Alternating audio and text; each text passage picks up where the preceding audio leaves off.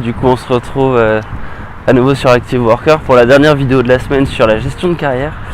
Et là on va parler d'intrapreneuriat. Du coup comment intra-entreprendre, comment innover au quotidien dans ma boîte. Alors c'est deux choses différentes. Intra-entreprendre, il y a une vraie idée de créer un peu une boîte dans la boîte, donc c'est pas un truc qui se fait du jour au lendemain, donc on va d'abord parler d'innover au quotidien dans ma boîte. Grosso modo, les gens souvent ils ont des idées un peu sur tout. Ils ont des idées sur qu'est-ce qui va pas, etc. Il y a plein de gens qui se plaignent dans les boîtes.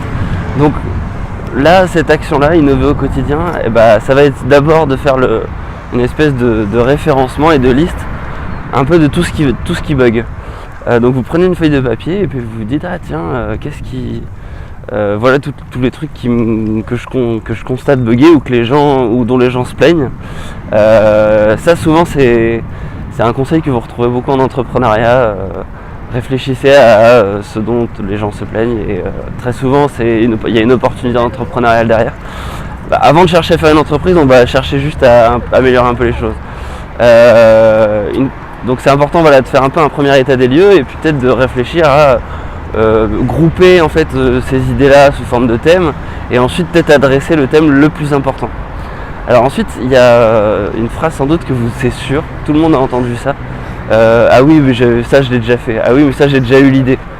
Et voilà, ça arrive assez souvent dans des boîtes où les gens ont déjà réfléchi à un sujet et puis oui ils ont déjà eu une idée. Mais le problème c'est que ça n'a pas forcément été bien exécuté, donc le problème il est toujours là. La solution elle existe mais elle n'a pas été transmise, elle n'a pas été communiquée ou alors elle est juste pourrie et il faut juste recommencer à zéro. Il y avait peut-être de très bonnes idées au départ mais les idées on s'en fout et c'est d'ailleurs l'objet de la vidéo précédente sur l'exécution. Execution is king, et c'est la même idée que vous retrouvez dans l'entrepreneuriat. Mais encore une fois, avant d'entreprendre, on va essayer juste d'appliquer des trucs pour que ça marche rapidement. Donc, une fois que vous avez targeté un sujet, moi ce que je vous engage à faire, c'est le qualifier. Donc on retrouve l'idée de qualification du besoin qu'on avait dans l'exécution.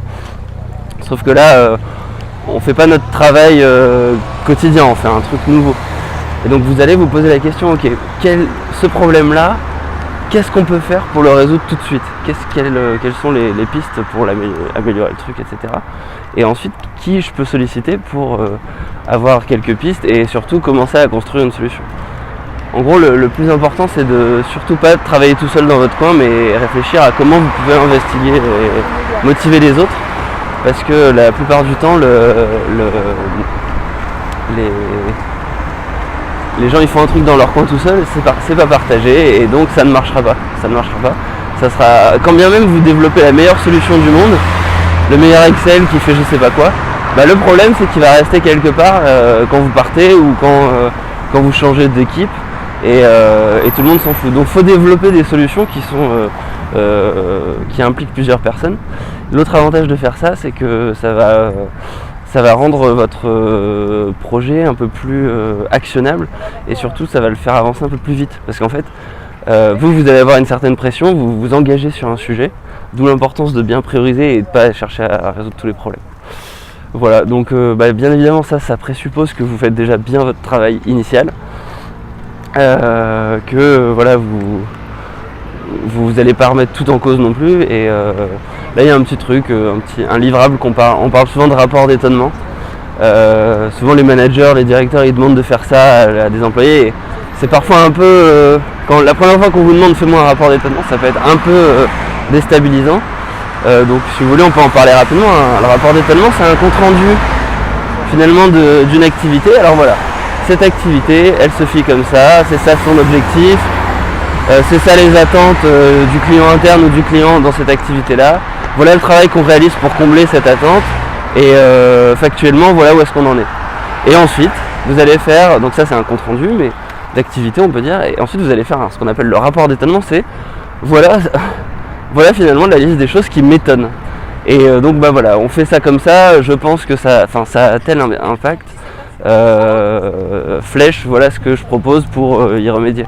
Et le rapport d'étonnement c'est ça en fait, c'est une liste de tout ce qui vous étonne avec potentiellement des axes d'amélioration, des pistes d'amélioration, d'optimisation, ou tout simplement là je sais pas trop comment on peut faire, mais c'est l'idée de vraiment partager une image franche de la réalité et pas juste un compte rendu factuel en fait. Il y a une notion d'opinion et une notion du fait qu'on vous... En fait c'est hyper bien de devoir faire un rapport d'étonnement, ça veut dire qu'on considère que votre avis il compte et qu'on en a besoin. Voilà, donc bon, c'est assez idéaliste comme vision, parfois on vous demande un rapport d'étonnement à charge sur des gens, etc. Enfin, je maîtrise pas votre contexte, donc ça peut être différent de ce que j'ai décrit là, mais voilà, en tout cas vous avez une première version de Innover au quotidien, et voilà, en principe si vous appliquez ça, il n'y a pas de raison que ça ne marche pas à long terme, à force de recenser en fait tous les problèmes, au bout d'un moment il y en a de moins en moins, et voilà, il faut avoir une vision assez optimiste sur le sujet.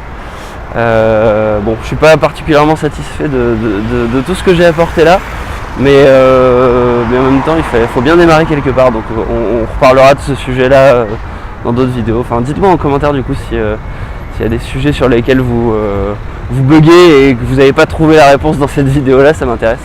Allez, à plus, ciao.